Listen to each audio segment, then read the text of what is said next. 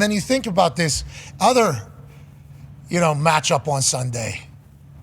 There's a game taking place in Detroit Rock City. Wow. Yeah. Where it is the second most expensive ticket in the history of the divisional round. Crazy. Whoa. For our friends at SeatGeek. Damn. Average ticket price, $1,131 for the Bucs-Lions game. The highest was the Brady Breeze divisional round game in 2021. This is the second highest of all time. Obviously, Foxy has a couple tickets he's getting to go. Yep. Thanks to our friends at SeatGeek, who currently have a brand new playoff code. Yep, 15% off, up to $50 on all NFL playoff tickets using code PMS Playoffs. That's code PMS Playoffs. 15% off, up to $50 on all NFL playoff tickets, not just the Lions game. Don't pay full price for that one. No, don't take pay, $50 off of that. Don't pay full price for any of the NFL tickets this weekend on the #1 ticket app, SeatGeek. Hell yeah, Tony. Clean. Shout out to SeatGeek. They've been with us since the very beginning, and they're the ones that provided us these particular stats and said, look at this. Would you have ever expected that in Detroit? How about for the Tampa Bay Buccaneers with Baker Mayfield leading the charge there?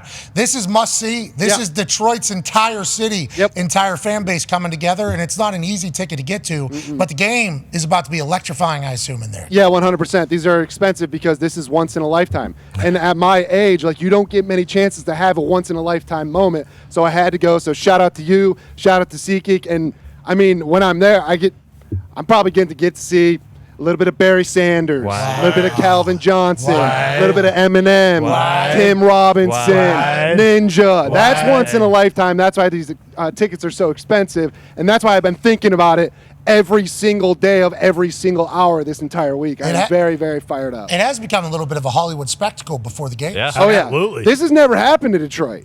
There's going to be more people there. He listed off a bunch of people. I assume there are a lot of Lions fans. Jack White needs to be there. Tim Allen. Yep. Tim Allen. Need to have Jack. Yeah. Center stage. He should play the Star Spangled Banner. And I know Eminem doesn't perform. I don't know if that's going to happen, but the Eminem doesn't perform a lot, I don't think. Remember, he came out with a boxer and just hyped him up. Yep. I don't know how Eminem's made billions of dollars. Right. Probably. So it's probably hard to do the whole, I'm not your clown. Yeah. Okay, I'm not your puppet. I'm not going to do it. I did it already. But if he was to walk out. Just once. Hoodie up, hat with MCDC lurking over the shoulder. Yep. Jared Goff on the other side. Penei Sewell lined up. Might as well cancel the game if they do that. Can you imagine hoodie up, lights off, he comes out, Lose Yourself intro comes out, and then they flip the hood off, and it's Kid Rock, and he screams, my name is Kid. Ball with the ball, the bang, diggy, diggy, diggy, and then M comes out, and they do a duet. And then at the end of that, and it goes right in a boom, boom, Bum, bum, bum, bum, bum. And then, Detroit's like, yeah, everybody sees this Lions football team, but remember, we've been contributing to society throughout the entirety of this Detroit Lions dump season that they've had for 30 years. Now it's time to put everything together, and you got a hot Buccaneers team coming to town with a Vita Vea-led defense that is ready to hunt and to eat. Now, and a pissed off Baker Mayfield.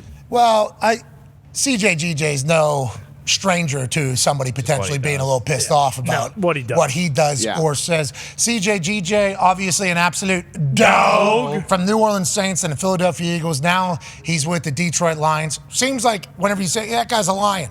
That guy. Perfect fit. Hard hitting, starts fights, talks a lot of shit. Yeah. Has actually gotten other people to swing numerous times in very inopportune times. So an under-the-skin type guy that you definitely love on your team, but certainly hate on every other team. Need those types of guys. He had been hurt. He's back. He basically took a shot at Baker Mayfield, saying that the wide receiver group of the Tampa Bay Buccaneers that they currently have could be fantastic if they had a starting quarterback. Yeah.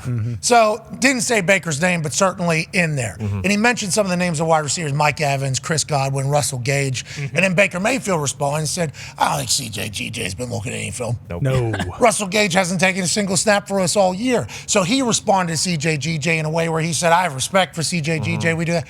I can't wait to see the pregame antics. Oh, yeah. CJ, GJ jogging around on there. Is there going to be chirping? Because Baker Mayfield, no stranger to, Bingo. you know, planting the flag. Yeah, there's no stranger to any of that. It's going to be hostile. I think it's going to be exactly how MCDC and Todd Bowles kind of won it. How these two guys, Todd Bowles, defensive guy, last week against the Eagles, brought it. AQ Shipley did a great breakdown. You got 6-man protection, sweet, we're bringing 7.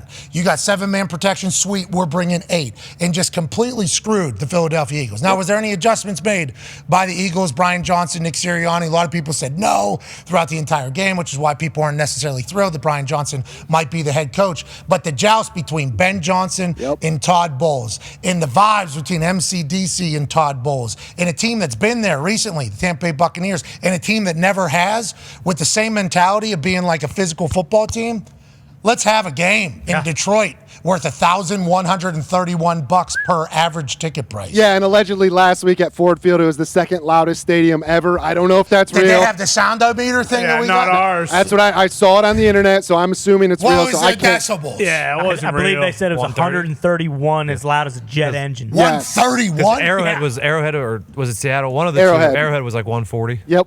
In the Loud House the other day was 120. It was solid 105. 105. 112, you know, that was when the horsepower, that was your standard. I had eyes on a 112 at one point. Yeah, I think it was Well, Bruce had it out the whole game, so we picked up all the noises the entire Yeah, game. the 112 was from we were all just yelling into it, trying to figure out. I thought about what that visual would be now that I've done it already. Might as well do it again. What's done is done, okay? That is what we were doing. We were screaming into it, kind of like the people doing the glizzies on TikTok Live. Yeah, you were Joey Jaw's chest on. Exactly, but that's what we were doing. That's how we got it up to 112, okay? It wasn't the actual crowd getting up to 112. Yeah, I mean, of course that's what you were doing to it. Yeah, all the time. You should have seen Bruce doing it. Bruce was low. He had it down his throat. He got it up to 116. You had 6 guys on that at one time. Oh, yeah. It got Bingo. loud. The decibels Inside got everybody. real loud.